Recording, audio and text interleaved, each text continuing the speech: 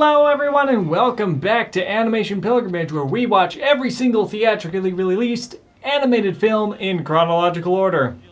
Which means that we are back once again with another volleyball movie! Woohoo! Attack number 1. Oh my god. The third time in 1 year. World Championship!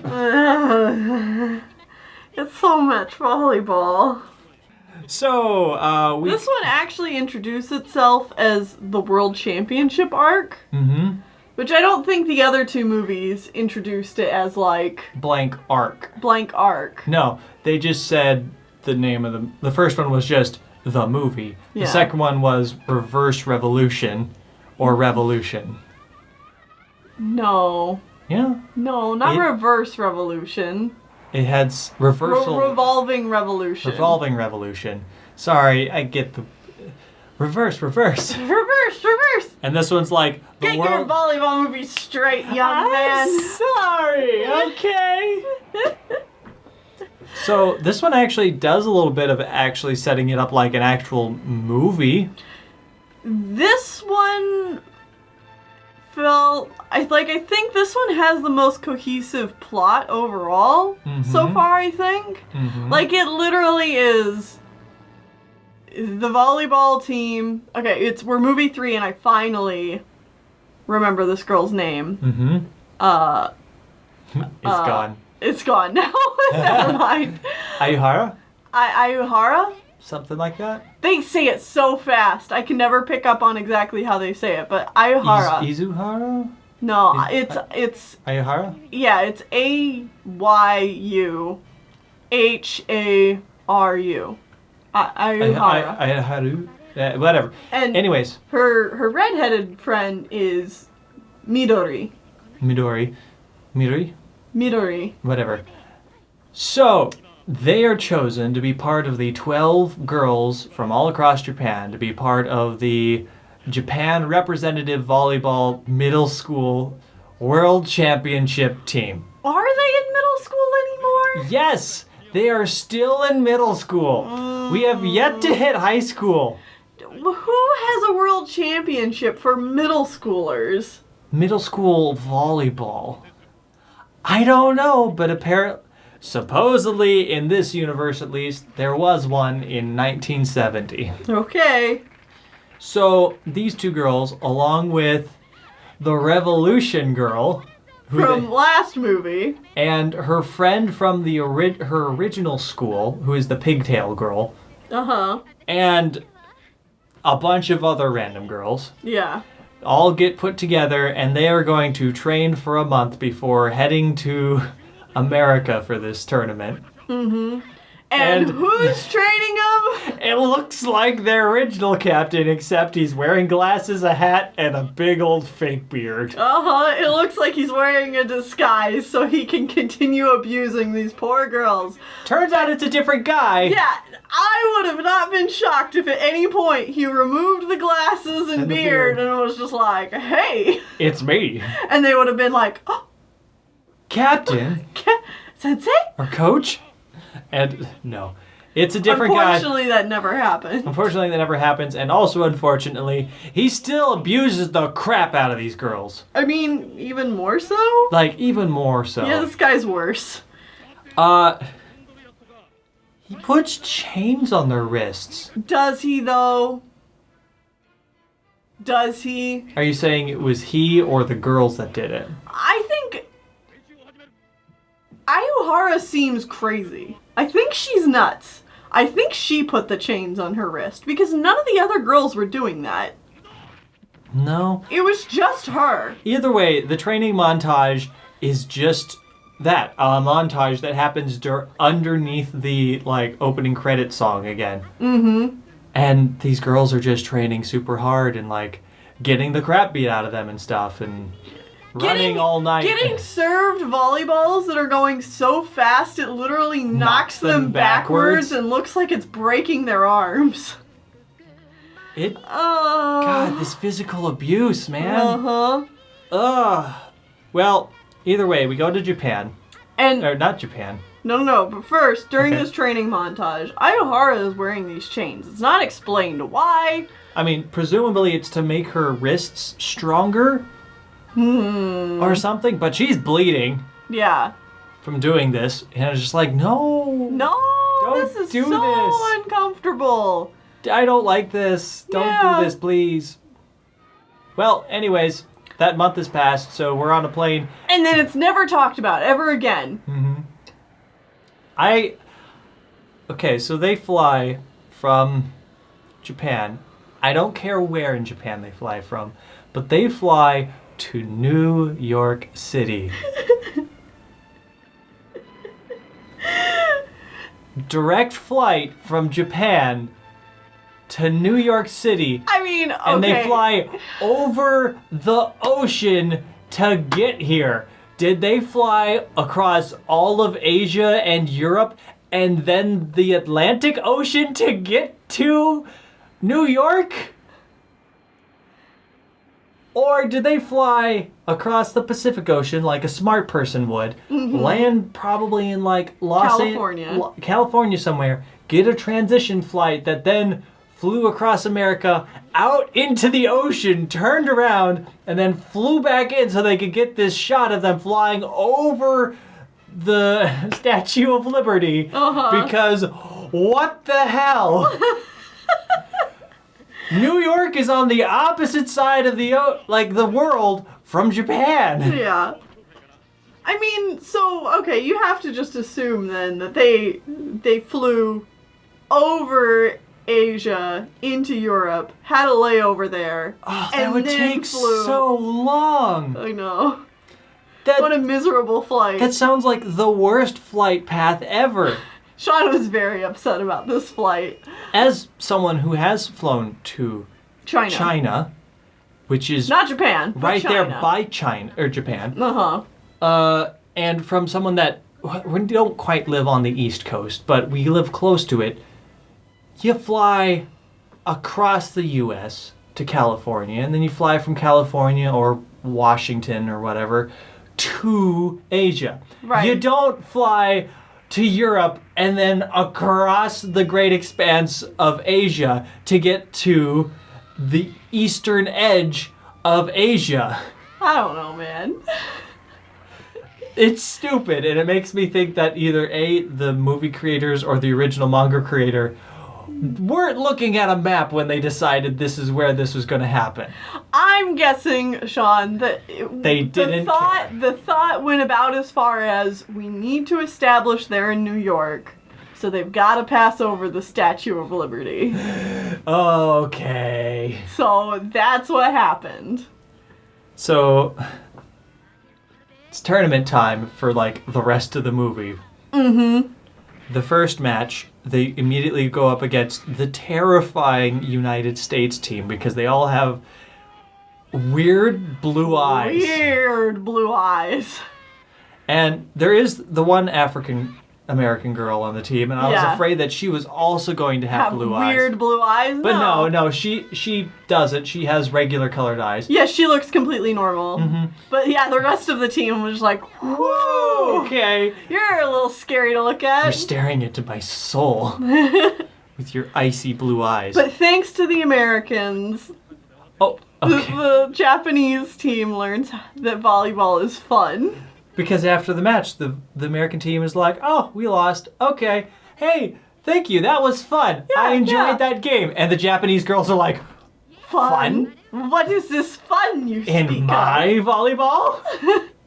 It's more likely than you think. Not in my house. We don't have fun playing volleyball. This is a serious sport where we make ourselves bleed for victory. Also, I want to say that this is the third movie we've seen of these so far. And this is the first time we've actually seen anyone volley a volleyball. Oh yeah, like it's not just shoot it over the net and then it's over. Yeah. It's like, no, they go, like, there was at least one spot in this tournament where they're playing against another team and the ball goes back and forth across the net multiple times before it hits the ground. Seriously, this is the first time anyone has ever volleyed a volleyball in one of these movies. It's not just been, we shoot it across the net, the opposing team does the 1, 2, 3 setup with the spike. Uh-huh. And that's it. Yeah. It's shocking. Uh-huh. I'm just like, I'm a little lost for words for that. Mm-hmm. The second team they go up against was the South Korean team. Mm-hmm. And they win again. Yeah. And then they sit in on the match between the other semifinals, which is between Russia and Czechoslovakia. Correct. And they're like, the Russians are going to wipe the floor with them. But no, maybe they won't. And then they do.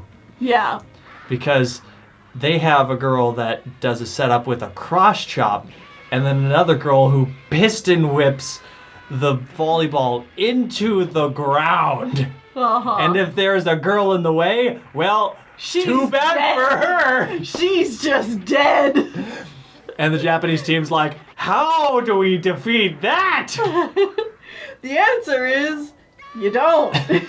Yeah, no, it turns out you don't. Because the girls spend all of the rest of that day practicing, and they figure out this technique where instead of trying to send it back with one person, the first person receives that softens it by bouncing it backwards, while another girl sprints out of the volleyball court, because you can do that in volleyball. Mm-hmm. And then they're the one that shoots it back to one of their teammates, and then the teammate sends it back over the net. Yeah. It's like, oh God, that sounds miserable. Mm-hmm. Spoilers, they get hurt a lot. And they also team up with... This movie is 50% of the girls probably close to 80% of the girls getting hurt. Uh-huh. Like the last ones, if you were to take this movie and cut out everything that wasn't the girls falling down or getting hurt by a volleyball, you'd have a much shorter movie. This one would not be very short. Or would not be cut down very much. Not as much. Like, this one is like 50 minutes long. I would guess that the movie would still be at least 30 minutes long. Yeah. Of just them getting abused by volleyballs and falling down and stuff. Yeah. So they figure this technique out and they master it in one day. Yes. And then to prepare for the match against the Russians. Mm-hmm. The Russian girls are going to beat you. Let me tell you, this auditorium? Yeah. Gymnasium. That's the sport word. Or stadium, maybe. Uh-huh. Is packed with people watching a world championship of middle school volleyball, and I'm gonna call BS on that one. Middle school girls volleyball. Yeah. And this is set in America. In 1970. So I can guarantee you that the stands would be like 7 people. I mean, okay? I don't understand the necessity for a middle school world championship volleyball tournament? Yeah.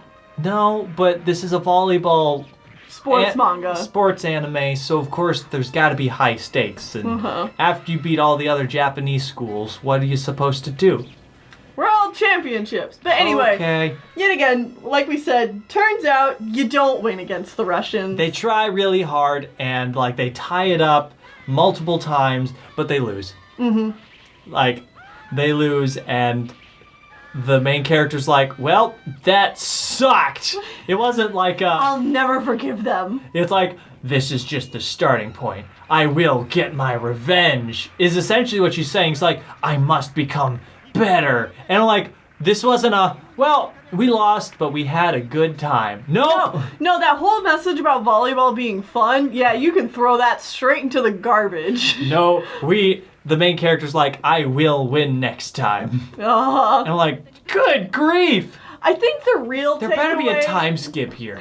Okay, I think please? The real takeaway from this, the like good feel that you're supposed to get from this movie, is the fact that there is an African-American boy cheering for the Japanese team. Just this one kid.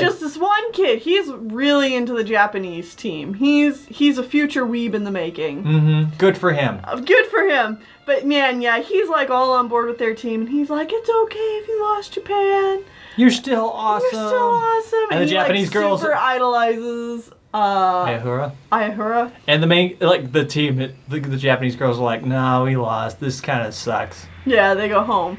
But as their plane flies overhead, you cut back to the streets of New York, and you see this kid trying to teach all of his friends how to play volleyball like the Japanese team did. Yeah, and I'm like, I don't think this would ever happen. Kids in New York are out playing volleyball in the streets. Like, I just don't... I don't see that happening, even in 1970, okay? Correct me if I'm wrong, but, like, it just seems that seems like a bit of a stretch. A little silly. If they're going to be playing a sport, it's going to be basketball. Yeah, like, that's the game you play out in the streets. That's the stereotypical American city sport. Yeah. Basketball. Uh-huh. Not volleyball. It could just be also that we're from the Midwest, so that's also what we think, because basketball's bigger here. No, I was taught by TV you always play basketball in the city. Yeah, like, that's just what you do. There's not space for anything else. Yeah. You can't play soccer or baseball or football. Yeah. You gotta have a park for those. And I mean, like, you could have a park for basketball, but you can play... You could also just put a basket like up on a wall. Is there an empty lot? There you go. You got basketball. You can play basketball. And that's what you do in the 90s and 2000s. Yeah. So, anyway. Whatever. Yeah, Ayahara is out for blood. We do have one more of these movies, but that happens next year. But we're very quickly approaching next year because we only have like 3 more movies in this year. Uh-huh. As a final note on this film, again, I do see minor improvements in stuff like shot composition and stuff. The ball actually bounces in this movie? Yeah, the volleyball is almost over-animated compared to everything else going on. Like, true. There's a lot of shots of the volleyball that compared to the last few films, like, you wouldn't even known the volleyball was a character in those films, and now it's, like, front and center. I guess another thing is, like, they do, like, special animation things, like freeze frames and eye sparkles and stuff like that, but they use them so often they lose any sense of specialty, and it just feels like the video is stuttering. The eye sparkles especially were really getting to us, because it's like... Shing, cut to someone else, shing, cut to the other person again, shing, cut back to the other person again, double shing. Yeah, there was eye sparkles literally every 2 minutes in this movie. That's too many eye sparkles. And yeah, and at one point near the end, the eye sparkles lost all meaning, so they had to double eye sparkle, where the eye sparkled in both eyes. It was real dumb. Yeah. Whew. Okay, I don't know if I want to talk about this movie anymore. No, I think that's all that needs to be said. But these movies, man, we still have one more. One more. And like, there's gotta be a time skip, right? Go from here. We already did the World Championship. I guess there's the rematch, but can we like have them age up? Can we have like, I don't know, better stakes of like either high school or college age World Championship? Olympics. Oh, don't tell me it's going to be the Olympics. I don't know, because the next one is called something like Sleeping Lotus or something like that. I don't know. Flying crane technique. Yeah, like it gives us no indication of what the movie is about. Anyway. The next movie we are watching here on Animation Pilgrimage is actually going to be The Aristocats. Yay! It's time for Disney to do a thing again. I'm so excited. All right. See you then. Yeah, bye-bye.